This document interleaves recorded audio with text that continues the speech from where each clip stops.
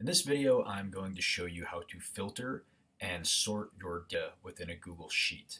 So let's dive in.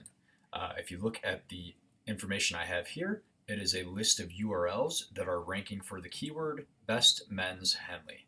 So the first thing I am going to do is analyze my information, and I've already added one column here that describes the relevance of this information. In this case, I'm trying to find articles that are relevant for affiliate marketing client, my affiliate marketing client, New Republic. And in this case, Amazon is not relevant because they are not an affiliate. And all of these other URLs are affiliate partners.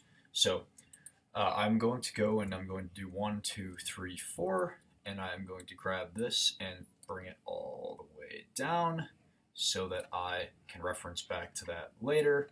And then what I'm going to do is I'm going to click on to filter this data, this whole sheet.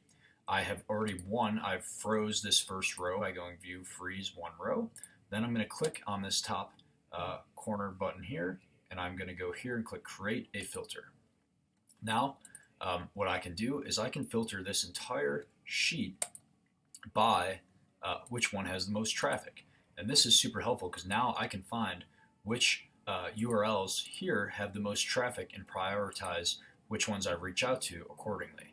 And then from here, I can even filter out the ones that are not relevant so that I'm only focusing on the relevant inquiry or the relevant content here. So that is how I use Google Sheets to sort and filter data. There's a multitude of different ways in which you will sort and filter, but it really depends on the specific use case. But I highly recommend sorting and filtering data to make your sheets clean and easy to understand. If you do have any questions, please feel free to contact us here at Today's Business, and we look forward to working with you. Thanks.